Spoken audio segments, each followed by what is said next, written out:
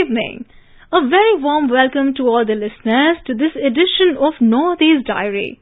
Here we bring you the latest developments from India's unexplored and beautiful the Northeast region. Friends, in this day and age when processed, ready-to-eat, fast food is easily available, how many of us pay attention to nutrition? Do we realize the importance of eating seasonal and local food? Food which is locally sourced and organic plays a key role in providing nutrition to our body as well as sustaining local economy and the environment. Well, in this week's edition of Northeast Diary, we have food for thought for all.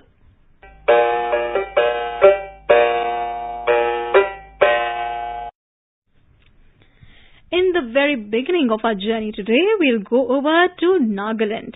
Blessed with fertile lands and mesmerizing landscapes, Zavami village in Nagaland is particularly known for its rich produce of cabbage and potatoes. The village has seen an extensive growth in the production of organic vegetables in the last decade. Recognizing that agriculture is the most important economic activity, the Zavami Village Council has also been promoting organic farming since 2005. Further being declared a vegetable village by the Nagaland Horticulture Department in the year 2010, Zavami has lived up to its name by not only cultivating vegetables which are purely organic, but also producing them on a large scale.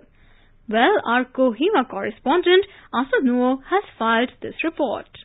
The success story of Zavami as a vegetable village has been overwhelming for more reasons than one. Not only does the cabbage and potato cultivation provide fresh vegetables to accompany a meal, but also generates extra income for the community of farmers who otherwise do not have any other means of income. Interestingly, a good number of school dropouts have also found a new purpose in life, even as they are hired for tasks such as packaging and loading. Parents who earlier struggled to send their children to schools for lack of sufficient income can now afford to keep them in better schools and colleges. More educated youth and professionals emerging from the village are testament to this fact. There are clear signs of the farming community in the village leading more comfortable lives as they find economic stability through cultivation of cabbage and potatoes.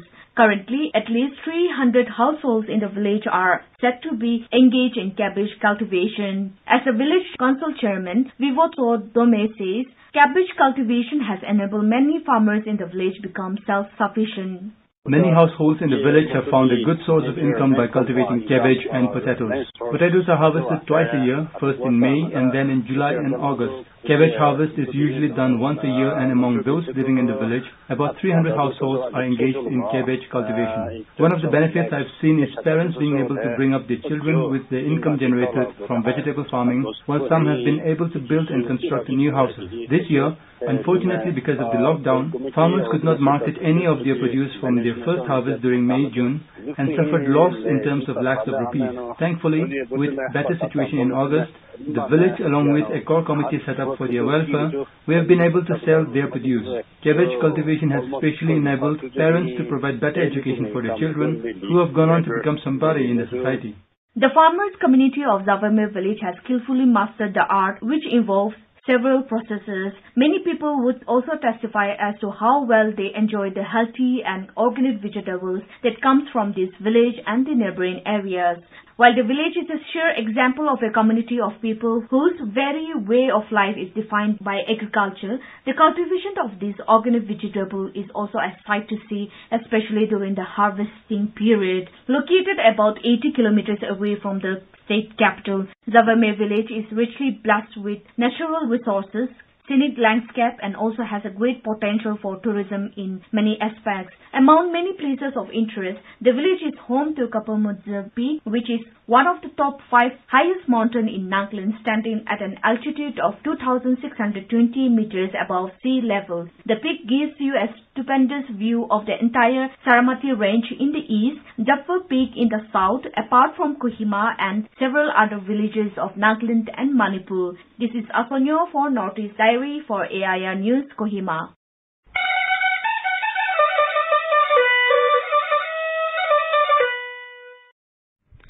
From picturesque Nagaland, now we go over to the land of verdant tea gardens, that is Assam.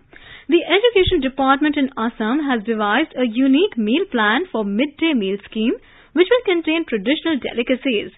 This is an admirable bid to provide good nutrition to the young school children. Our Guwahati correspondent Manas Pratim Sarma brings us all the details. The Education Department in Assam is to include egg biryani and Assamese delicacy laru pitha in midday meals for school students. Principal Secretary in the Education Department, B. Kalyan Chakravarti, said that in a bid to add nutritional value, egg biryani and traditional dishes will be served to students. He also said that Nutri Gardens are being set up in the school premises so that locally available vegetables and fruits can be planted. Mr. Chakravarti further mentioned that the Education Department has taken steps to open bank accounts to 45 lakh students. He said that instruction has been issued to the banks to open zero balance account. Mr. Chakravarti added that along with bank accounts, Aadhaar cards will also be issued to school students. We are starting in Assam opening of bank accounts for children through all the banks in the state of Assam because we believe that students should be in a position to understand what is saving. Government gives a lot of scholarships. Government gives a lot of benefits through direct benefit transfers. All this can go into the bank account of the students, and this money over a period of time will help the students in their future education and future business and ventures, and will give them a lot of stability and an identity. And therefore, a direction has been given that all students' bank accounts should be opened in the state of Assam. For Northeast Diary, Manas Pratim Sarma reporting for Air News from Guwahati.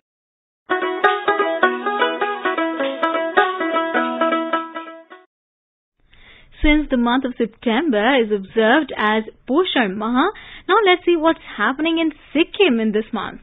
Nutrition-sensitive agriculture resources and innovations has been an important part of the ongoing Poshan Maha celebrations in South Sikkim district. The innovative approach to address nutrition deficiencies has been launched in Namthang block and will be taken across the district.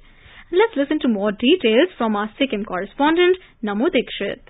Nutrition-sensitive agriculture is a food-based approach to agriculture development. Senior scientist and head of Krishi Vigyan Kendra Namthang, IP Sevakoti speaks about implementation of this targeted intervention. Firstly, we are focusing on nutrition-sensitive agriculture. I would like to explain to you all that what is nutrition-sensitive agriculture. It is a food-based approach to agriculture development that puts nutritionally rich foods, dietary diversity and food fortification or supplementation at the center to overcome malnutrition and micronutrient deficiencies.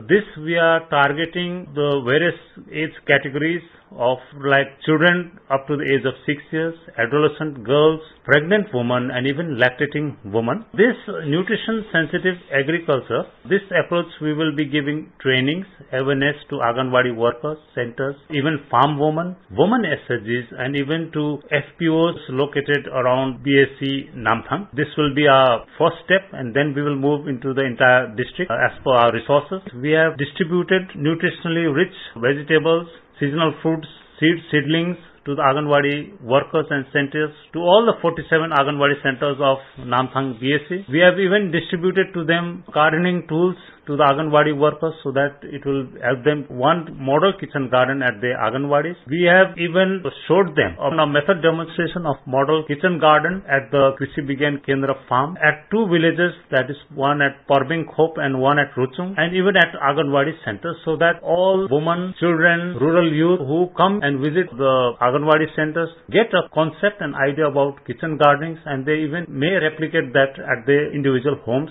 With a focus on improving nutritional outcomes through locally available farm produce, gardening tools have also been distributed to Anganwadi workers along with method demonstration of model kitchen garden for replication at homes. With Saikat Sarkar, this is Namo Dikshit for Northeast Diary for AIR News Sikkim.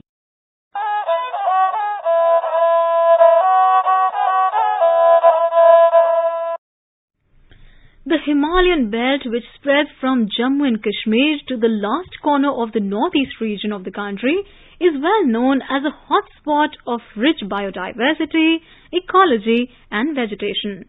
The huge potential in horticulture can accelerate the economy of the region.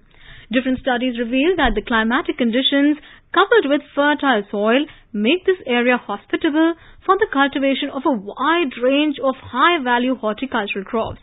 This can augment 70% income and livelihood to the rural people of the region. And of course, in our series, you've already heard about Nagaland, Sikkim and Assam, and now we go over to Tripura. Here is a report from Tripura revealing a story of a farmer who started apple cultivation and found the road to success. His hard work is displaying an example of Atmanirbhar Bharat's vision. So let's quickly hear to Reena, our Agartala correspondent. A 26-year-old Mithan Sarkar or Bamutia village near Agartala has fulfilled the dream of the people of Tripura by growing apples in the orchard of this non-traditional apple-growing soil. The local people who have tasted apples from the orchard said that the taste is similar to that of the Himachal variety of apples.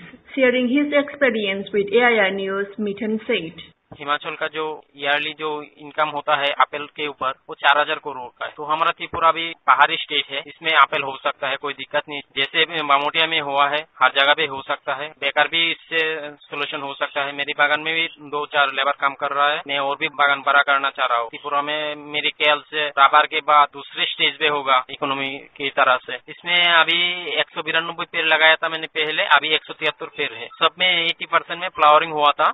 First time सबसे fruit नहीं ले सकते, क्योंकि first time fruit लेंगे तो fruit का घास week हो जाएगा, तो नेक्स्ट ईयर फ्रूट कम आएगा। तो इसलिए मैंने सब तोड़ दिया था। कुछ पेड़ में रखा था सैंपल के लिए, टेस्टिंग के लिए। तो उस जो पेड़ में था करीब 20 से 30 किलो होगा। फ्लावरिंग का टाइम है जनवरी टू फरवरी, मेच्योरिटी टाइम है जून जुलाई। हमारा इस वेरायटी में एक फायदेमंद है, क्योंकि हिमाचल कश्मीर से जब फ्रूट निकलता है तो वो लेट होता है और हमारे यहाँ वेदर भी थोड़ा चेंज है उनसे, तो इसीलिए हमारे यहाँ पे उसको एक 1-1.5 महीने पहले निकलता है। इसीलिए हमको मार्केट करने से भी कोई दिक्कत नहीं होगा, प्लस मार्केट में रेट भी बहुत ज्यादा मिलेगा। With the instance of the first apple grower, many unemployed youths have started contacting Mithan Sarkar, showing their interest to cultivate apples. Some of them also wondered about the marketing potentiality of apples, while Mithan argued that the Tripura apple will not face any marketing problem. He said that export markets with neighboring Bangladesh can also be tapped in the future. But he said cultivation and subsequently production are needed to go up to a large extent across the state.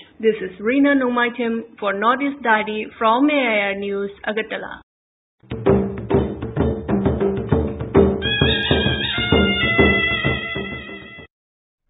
Well, listeners, the world is going through a hard time, and of course we know that COVID-19, the pandemic, has redefined normalcy. At a time when the normal education process is at a standstill due to the COVID-19 pandemic, the Ramakrishna Mission Centers of Shillong and Sohra recently launched Wi-Fi-based online courses that aim to do away with an internet connection and enable students to access the free contents of online course which are prepared by the mission. A very, very novel initiative, you can say. And of course, here's a report from our Shillong correspondent, Rustom.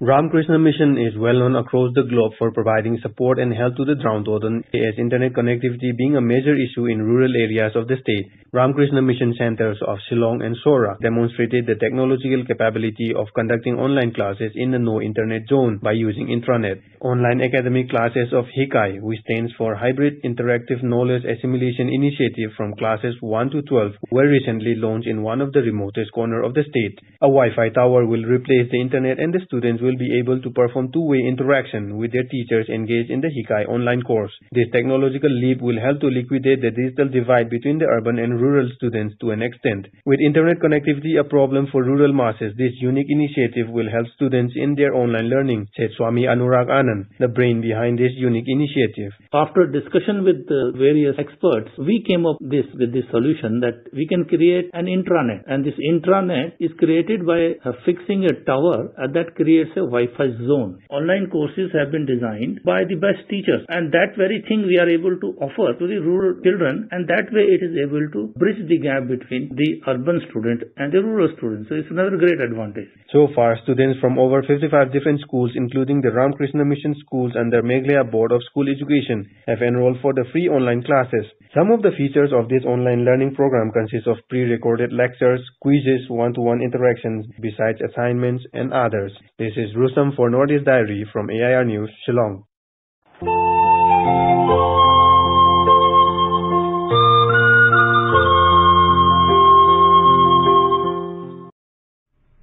Well, from different parts of the Northeast, we brought you different stories regarding nutrition, also under the new normalcy defined by COVID-19. And here's now going to Mizoram with a very interesting story coming up from there. Human beings have had a close relationship with animals since time immemorial.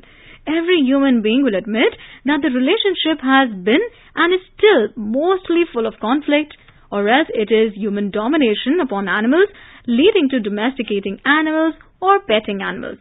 Well, in our country, many rights groups and social voluntary organizations are working for animal protection. These groups are working to rescue animals from different states. And let's listen to this dog rescue group working in Mizoram, and our correspondent Irene has more details.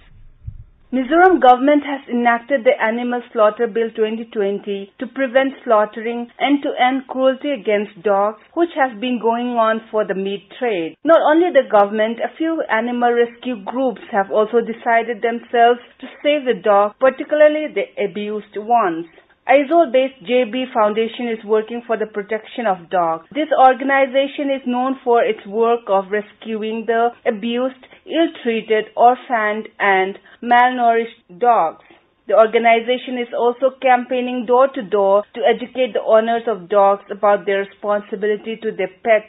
An official of the organization said that their drive is also aimed at creating awareness on how abusing an animal is a criminal offense. The organization has its own animal health clinic named as JB Paws Hospital in Aizawl. So the dogs rescued by them are mostly given care and rehabilitated at their own hospital. Also, when the pets are cured, they are handed over to an adoptee following a signed agreement. Talking to AIR News, the secretary of JB Foundation, Zion Lamoipuya, shared his thoughts and activities of the organization. The main mission of JB Foundation is to rescue and rehabilitate abused dogs from their owners and to educate dog owners how abusing an animal is a legal offense. And these rescued dogs are rehabilitated at JB Paws Hospital. Since their conditions are usually bad, medical intervention is done, and after that they are groomed, fed, nourished and given up for adoption. Many of the dogs have been found loving homes. Adoption is done in writing to make sure the dog does not go through abuse for the second time. If this happens, then the dog may be rescued again. JB Foundation NGO also does its best to educate dog owners and raise awareness campaigns. He further said that in most cases, abused dogs come from broken homes and poverty-stricken families. Also, 4% of these rescue missions require legal intervention. The organization, moving forward with the motto of A Cause for Paws, has so far rescued about 500 dogs. Most of the rescue missions have been done after getting reports of abuse by individuals, neighbors and other people who have seen their sufferings, abuse or neglect. Mr. Zion has further claimed that the JB Foundation is building one of the largest foster homes for the dogs in the state. This is Irene for Northeast Diary from AIR News, Aizawl.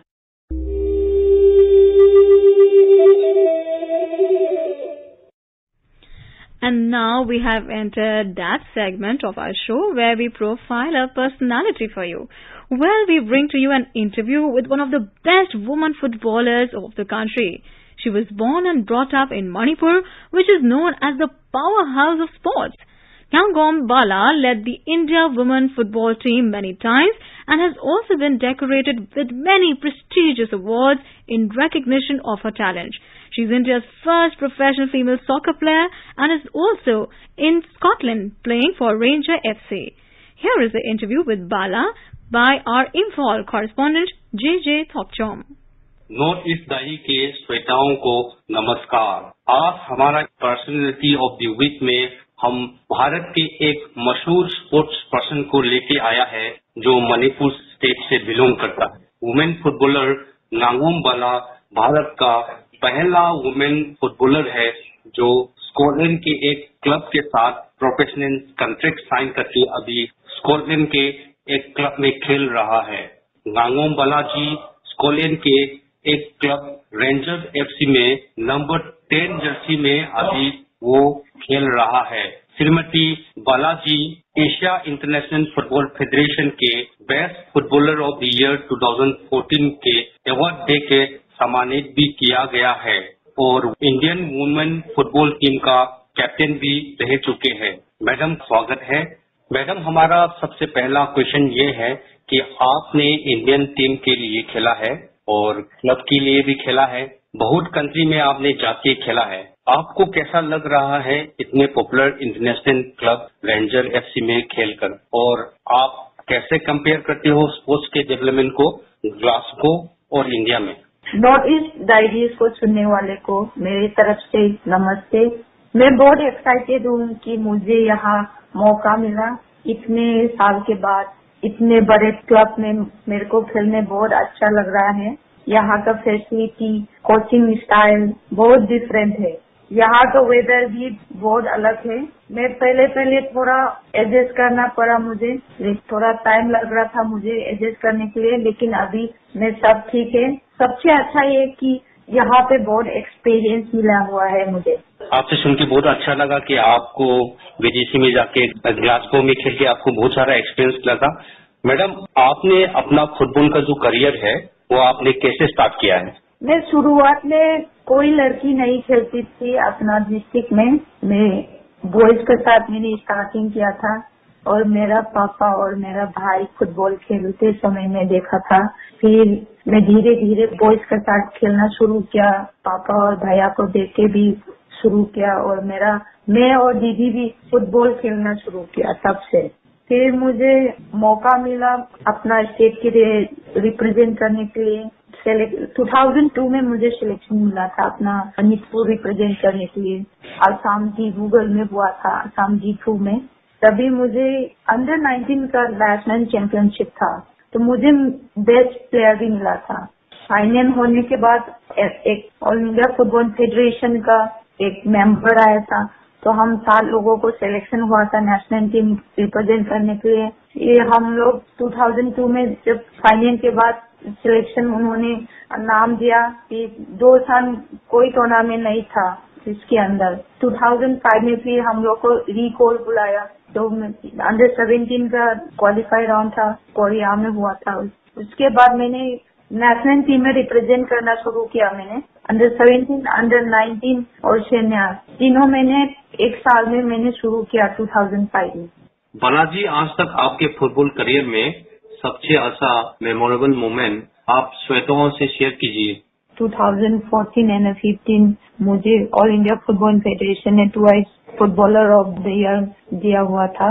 उसके साथ साथ all Manipur football association में footballer of the year मिला हुआ था मुझे। तो बहुत सारे मुझे अवार्ड भी मिला हुआ था और बहुत सारे मैंने स्कोर भी कंसन किया और टूर्नामेंट भी जीता हुआ था। मेरा ख्याल से मेरा मेमोरेबल वही था। बहुत सारे मैंने कंट्री के लिए परफॉर्म किया। बहुत अच्छा लगा आपके फुटबॉल करियर के बारे में जानने के बाद। आपसे ये सवाल पूछना चाहता हूँ कि इंडिया गवर्नमेंट ने बहुत सारे नई स्कीम निकाले हैं स्पोर्ट्स के लिए।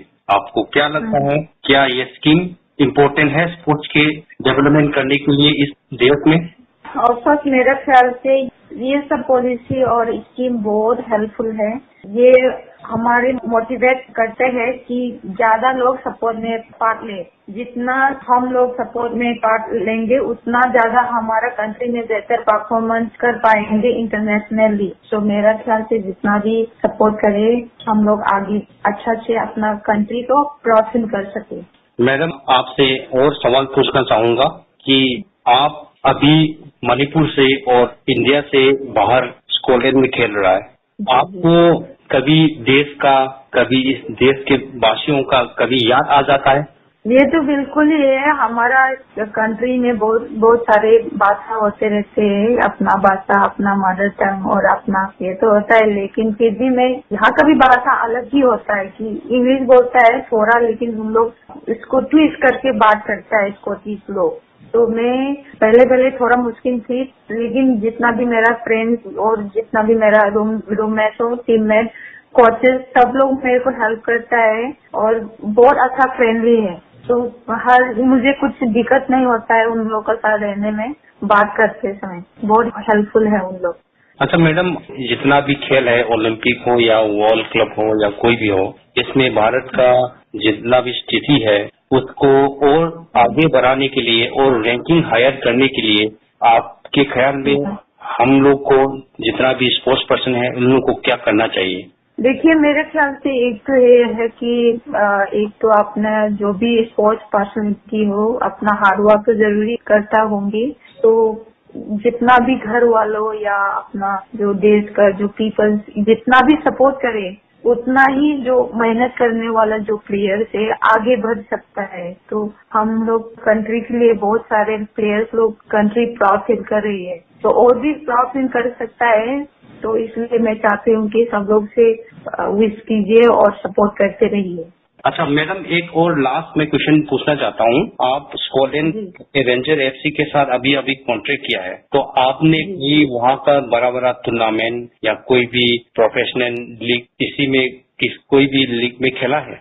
जी, मैंने 3 मैच हम लोग ने खेल चुका है, 3 मैच हम लोग ने जीता हुआ है। तो अभी अक्टूबर 18 से शुरू होने वाला है, प्रीमियर लीग होने वाला है। तो मेरे ख्याल से हम लोग बहुत अच्छा प्रिपरेशन कर रही है उसके लिए, तो हम आगे भी जाएंगे अच्छा रिजल्ट के साथ साथ। मैडम, नॉर्थ ईस्ट डायरी को सुनने वालों के लिए आपके कोई मैसेज देना चाहेंगे?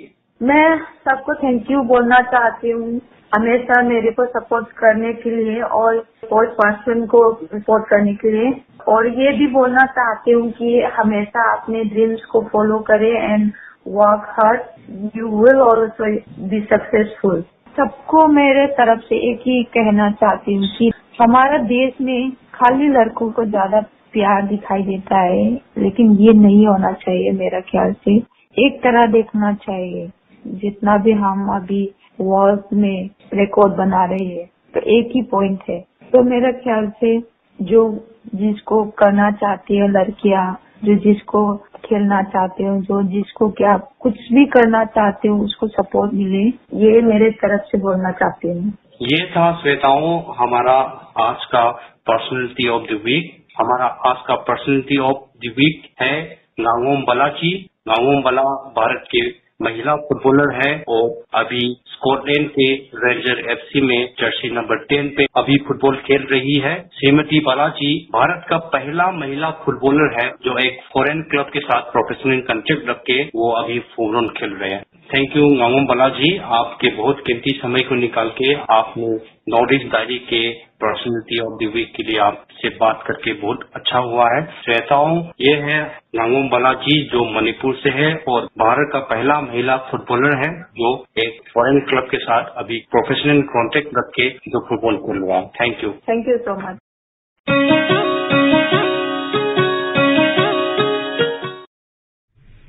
Today in our heritage section, we have a report on the Abang or the priest song of the Adi tribe of Arunachal Pradesh, brought to you by Itanagar correspondent Rakesh Tole. The land of rising sun, Arunachal Pradesh, can also be called the land of festival, as with more than 125 major tribes and sub-tribes in the state, each having their own distinctive identity, the state remains in a festive mood all throughout the year. When I say distinctive identity, it means each of these tribes has their own cultural identity and dialect different from each other. Among these colorful tribes, Adi is one of the major tribes of Arunachal Pradesh. Adi, basically an agrarian society, celebrates 3 major festivals, namely Solung, Ethergidi and Uin Aran. And in these festivals, Abang or the priest song is the most important part. Omir Tatin, an activist, tells us that Abang represents all mythological aspects behind the origin and evolution of living being on earth. Abang को हम एक संक्षेप में बोल नहीं सकते हैं, लेकिन ये एक शास्त्र है हमारा आदि का एक शास्त्र है। इसमें आबांग में सभी से कैसे ये पृथ्वी को बनाया है। And with that, we have come to the end of this edition of Northeast Diary. Do join us again next week to hear more stories from this enchanting part of India. Till then, goodbye.